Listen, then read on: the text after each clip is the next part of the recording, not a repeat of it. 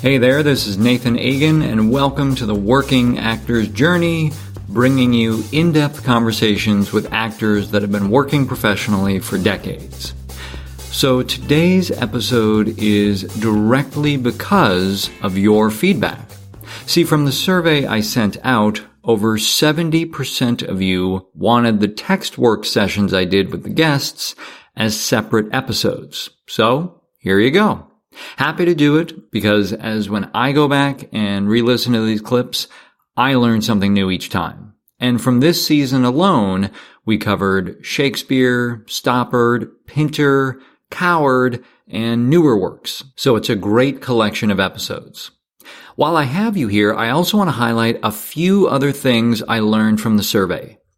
42% listened to every episode. That's 12 episodes over 17 hours of content, which is just amazing to me. So thank you very much for those of you listening to everything. Nearly 60% of people listened to Dakin's episode, which was episode number 12. About 80% of you want to hear Q&A and or online classes with our guests. And over 85% want to hear more contemporary texts talked about. So I'm definitely thinking about how I can incorporate some of these ideas into the show going forward. Thank you again to everyone who shared their feedback.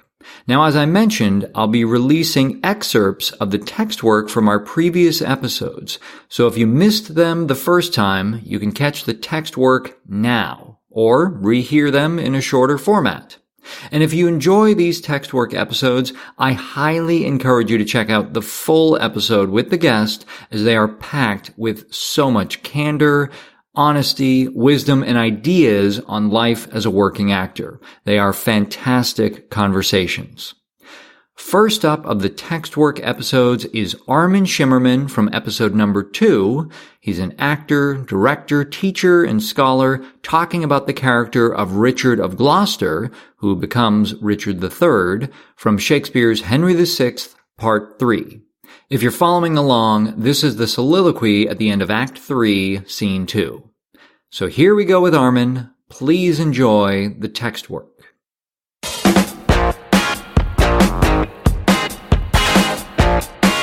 I would love to jump into, just looking at a portion of the text from Henry VI, Part 3, the Richard of Gloucester speech that you had referenced earlier that you used as a monologue earlier. And I was wondering if you could just, highlight how you approach this speech in particular and maybe some of the ideas that you use in terms of, what you teach for Shakespeare and then what you use personally.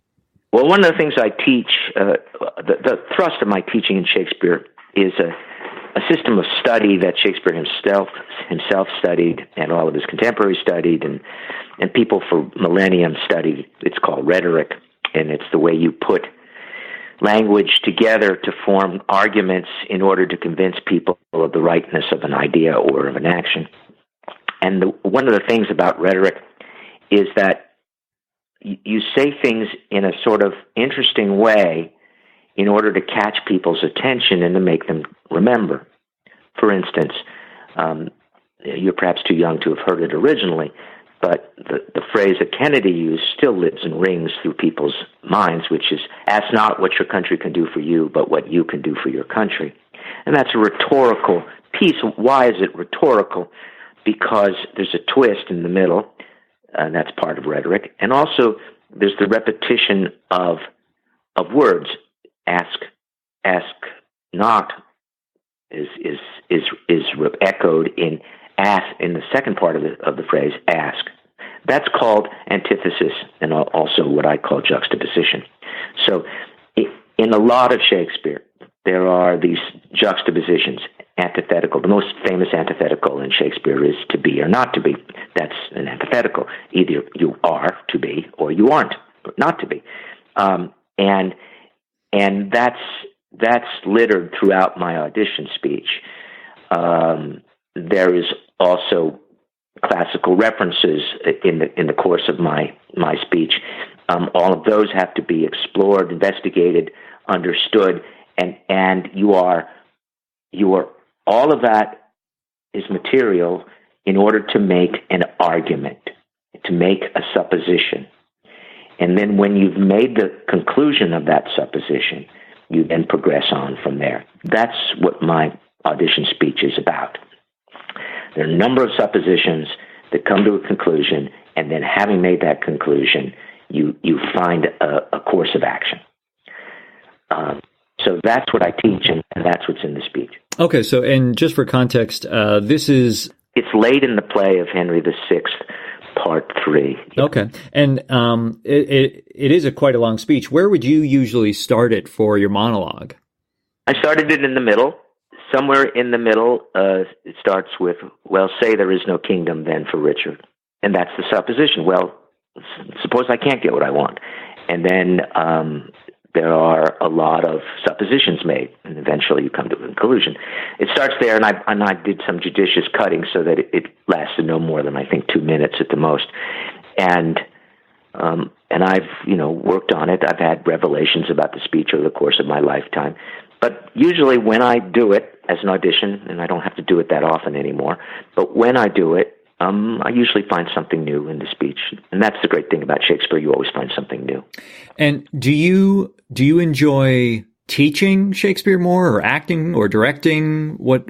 I actually prefer teaching it more, because there's such joy in me when I see a student who knew nothing about rhetoric before, where a line made no sense before, when they learn the principles of rhetoric and they put the acting techniques that go with the rhetoric together with the understanding of rhetoric, and all of a sudden the light goes off in their head and they go, oh, I see, I got it, I understand.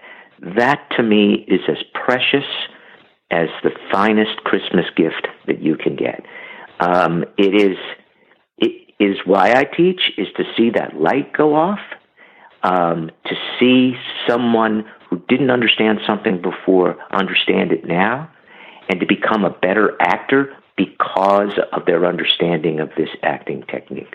Now, I remember when we first talked about this in another call about this piece, you mentioned you could kind of relate to the insecurity and anger in Richard. Right.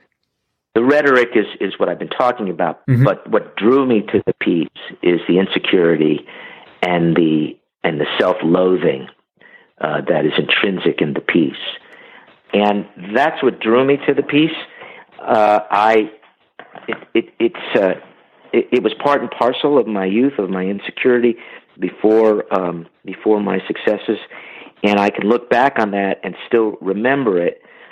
And so it will fuel my audition when I do it. But it's no longer as the fire doesn't burn as bright as it used to. But you're saying you had that same kind of self-loathing as a kid, or no? But I can draw upon my old feeling about that. As I said, about the time. I would say somewhere in my late 30s, at 40, there was probably quite a bit of that still hanging around. But my life took such a turn for the better, as far as career and finances and security, that and also just an understanding of who I am and how I fit into the jigsaw puzzle of life, community, friendships. That self-loathing, I believe, it's still with me a little, but very tiny compared to how large it loomed when I was in my late 30s and at 40. Well, would you be comfortable sharing a little bit of the piece with us? Sure. Yeah, I could probably, if I haven't forgotten it, I think I can give you all of it. Okay. So it goes a little like this. Well, say there is no kingdom then for Richard. What other pleasures can the world afford? I'll make my heaven in a lady's lap, and deck my body in gay ornaments, and witch sweet ladies with my words and looks. Why, love forswore me in my mother's womb, She did corrupt frail nature with some bribe to shrink mine arm up like a withered shrub, to make an envious mountain on my back with its deformity, to mock my body, to shape my legs of an unequal size, to disproportion me in every part like to a chaos. And am I then a man to be beloved? Huh? Then, since this earth affords no joy to me, I'll make my heaven to dream upon the crown. And yet, I know not how to get the crown, for many lives stand between me and home. Why, I can smile and murder whilst I smile, and cry content to that which grieves my heart. I can add colors to the chameleon, change shapes with Proteus for advantages, and set the murderous Machiavel to school. Can I do this, and cannot get a crown? Tut, were it further off, I will pluck it down. And that's that. Thank you very much, Armin. That was great.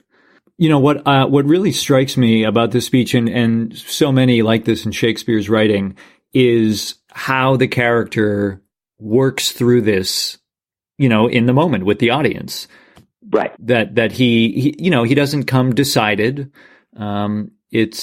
It's figuring out in the moment what he's going to do next, what's going to happen. It is what I mentioned before, and what I'll mention again is called the argument. You figure it out. You make an argument, and either you like where the argument is going and you form a course of action, or you don't like it and you look for a different argument.